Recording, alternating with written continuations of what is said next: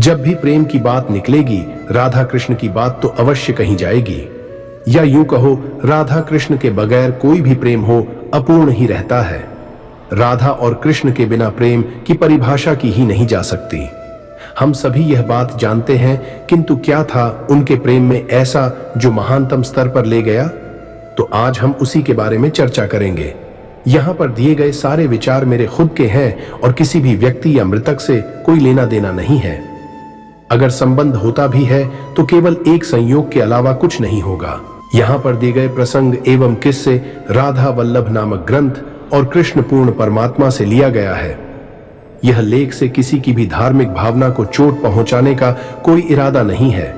अगर आपकी भावना को चोट लगती है तो क्षमा करें। राधा कृष्ण के प्रेम को जानने के लिए प्रथम तो हमें प्रेम को समझना चाहिए, अन्यथा राधा कृष्ण को समझ पाना अत्यंत कठिन है।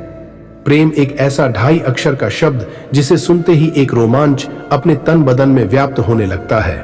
एक ऐसी अनुभूति छाने लगती है जैसे स्वर्ग का आनंद मिल रहा हो। प्रेम है ही ऐसा। यह पूरा जगत जब परमात्मा ने बनाया तब प्रेम बनाया और तब से लेकर आज तक सृष्टि प्रेम के माध्यम से ही चल रही है। प्रेम के बगैर एक पल भी यह संसार ना चले।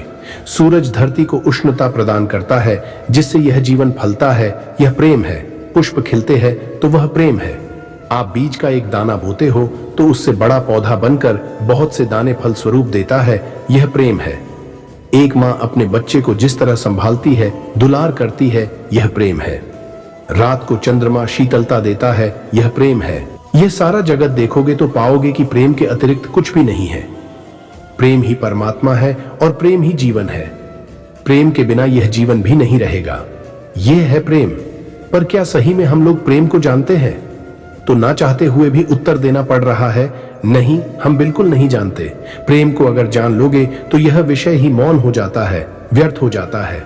नहीं जानते इसीलिए तो आज यह बात करनी पड़ रही है। लेकिन अक्सर देखा गया है जिसे लोग प्रेम समझते हैं वह प्रेम है ही नहीं, और यही एकमात्र सत्य है।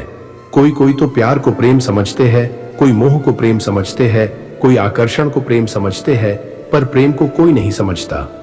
अधिकतर लोग मोह और प्रेम में अंतर नहीं कर पाते।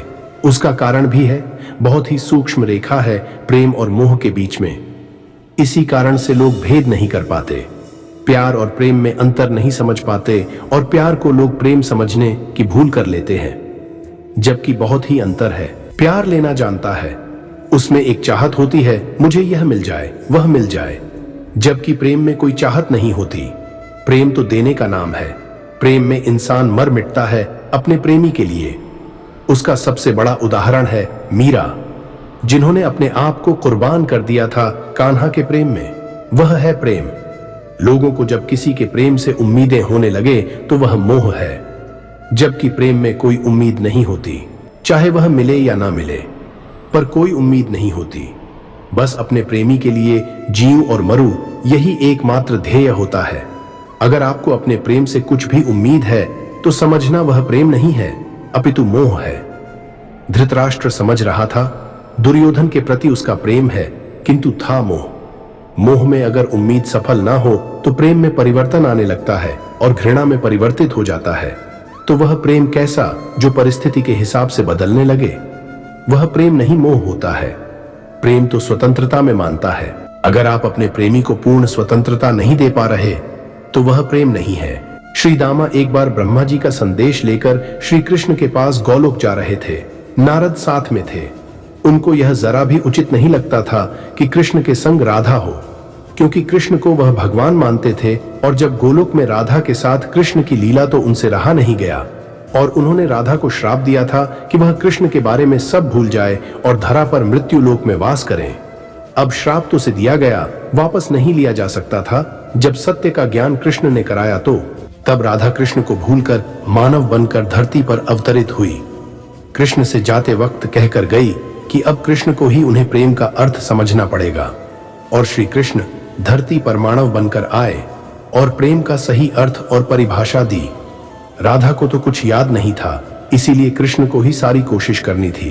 पहले राधा का भय दूर किया लीला के माध्यम से, फिर मोह दूर किया, फिर घृणा जिनसे क्रोध उत्पन्न होता है वह दूर किया, और आखिर में कृष्ण ने स्वार्थ दूर करके राधा के माध्यम से हम सबको प्रेम सिखाया। राधा और कृष्ण का प्रेम एक सच्चे प्रेम का सर्वश्रेष्ठ उदाहरण है हम इंसानों के लिए। उन्होंने सिखाया कि अगर प्रेम हो तो ऐसे करो, वरना आपका प्रेम ही नहीं है।